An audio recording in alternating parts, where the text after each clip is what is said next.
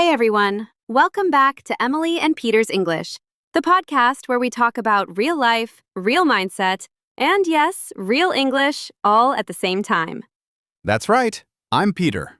And I'm Emily. Peter, how are you doing today? Honestly, pretty good. A little tired, but good. You? Same. Actually, I had a bit of a moment this morning that I want to tell you about, because it's kind of perfect for today's topic. Okay, now I'm curious. Go on.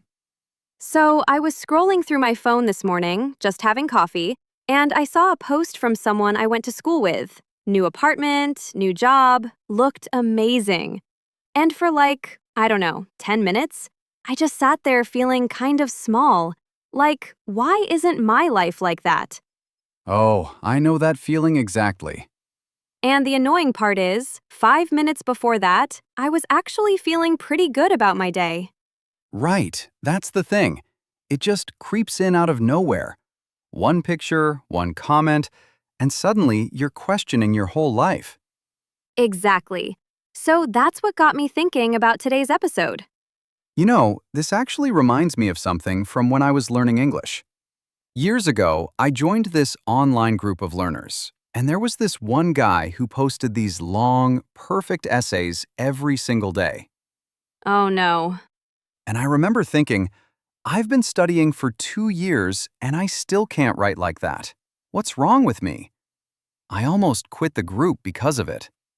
See, that's exactly it. Whether it's someone's apartment or someone's English essay, comparison does the same thing. It takes your own progress and makes it feel invisible. Completely. And that's such a common trap, not just for language learners, but for basically everyone trying to grow at anything. So today, we're talking about how to stop comparing yourself to others, why our brains do it in the first place, and what actually helps, both in life and in your English journey. By the end of this episode, you'll have a real, practical way to think about comparison differently. Let's get into it. Oh, and quick reminder before we dive in, we've got a free PDF for this episode. It's got the key takeaways from today, some comprehension questions to check what you understood, and a few grammar exercises based on the vocabulary we use. The link is in the description. Totally free. Go grab it. Yeah, honestly, it's a great way to review everything after you listen, especially if English isn't your first language and you want to make sure you caught everything. Also, quick heads up, like always, we're going to use a few intermediate level words and phrases along the way. Don't worry, we'll explain each one right when it comes up, so just listen for it. Yeah, no need to pause and look anything up. We've got you covered. Okay, so let's start with the obvious question. Why do we even do this to ourselves? Why does my brain automatically compare my life to a stranger's Instagram post? Honestly, it's not really your fault. It's kind of built into us. Humans have always compared themselves to the people around them. It used to help us figure out, am I safe? Am I doing okay compared to my group? It's a survival thing. So it's not that we're being shallow or negative. It's more like an old instinct that doesn't really fit modern life anymore. Exactly.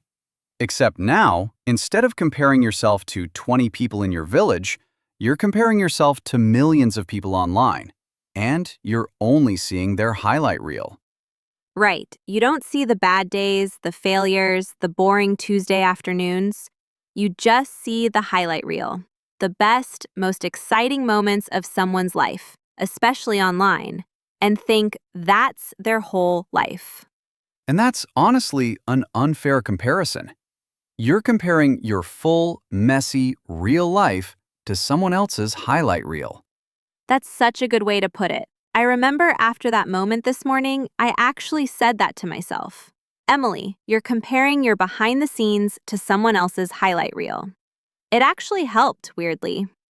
See, that's already step one, honestly. Just noticing it. A lot of people don't even realize they're doing it. They just feel bad and don't know why. Okay, so let's bring this back to English learning for a second, because I think this shows up so much there too. Oh, constantly. Like my story from the group chat, that guy writing perfect essays. What I didn't realize at the time is that he'd probably been studying for way longer than me. Or maybe he even had another Latin-based language that made English grammar easier for him. Right, you had no idea about his starting point. Exactly. And that's the trap. You compare your chapter 1 to someone else's chapter 20, and of course it feels unfair. Because it is unfair. It's not even the same book. I love that. Your chapter 1 versus their chapter 20. And honestly, that almost made me quit. I remember thinking, I'm just not good at this, instead of thinking, I'm still early in my journey.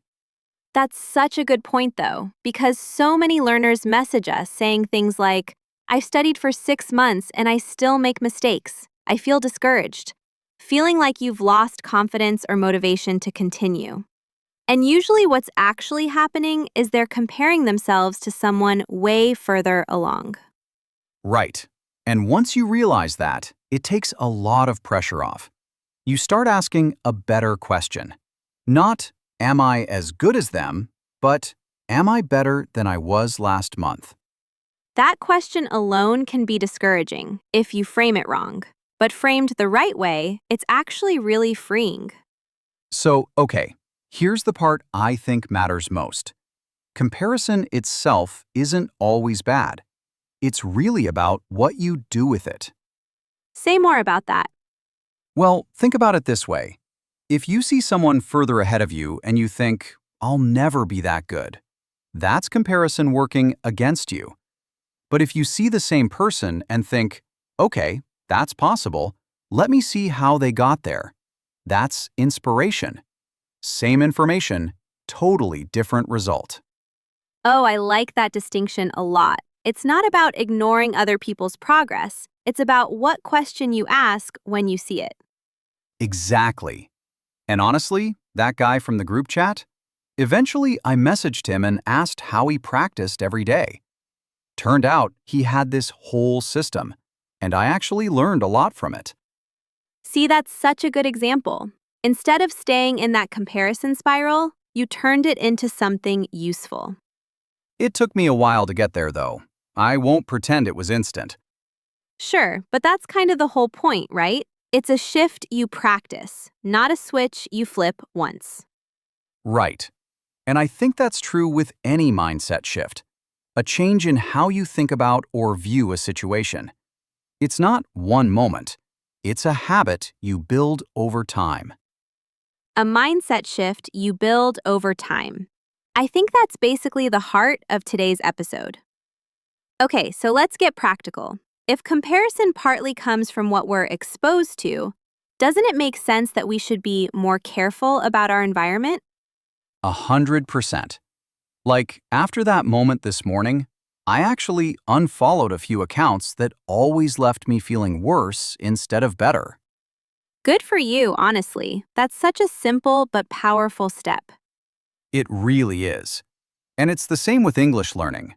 If you're constantly in groups or communities where everyone's showing off how advanced they are and nobody's talking about the struggle, that environment is going to mess with your head a little. Right, you want communities that celebrate small progress, not just perfect results. Exactly. Curate your environment, meaning choose carefully what and who you let into your daily feed, whether that's social media or the people you spend time with. I like that word, curate. It makes it sound intentional, like you're actually choosing, not just letting things happen to you. That's the goal, right? Comparison usually happens passively, but this is you taking it back into your own hands. So Emily, if we had to leave listeners with just one takeaway from today, what would it be? I think it's this. Stop comparing your behind the scenes to someone else's highlight reel and start asking a better question instead. Not, am I as good as them, but am I growing? That's true whether you're building a life or building your English. I love that. Simple, but it really shifts how you see things. All right, don't forget, grab that free PDF we mentioned earlier. It's got today's key takeaways, comprehension questions, and grammar exercises, completely free. Links in the description. And we genuinely love to hear from you. Drop a comment and tell us, who's someone that inspires you rather than makes you feel behind? We read every single one. If this episode helped you, share it with someone who needs to hear it today. And subscribe so you don't miss the next one. Thanks so much for listening, everyone. This has been Emily and Peter's English. See you next time.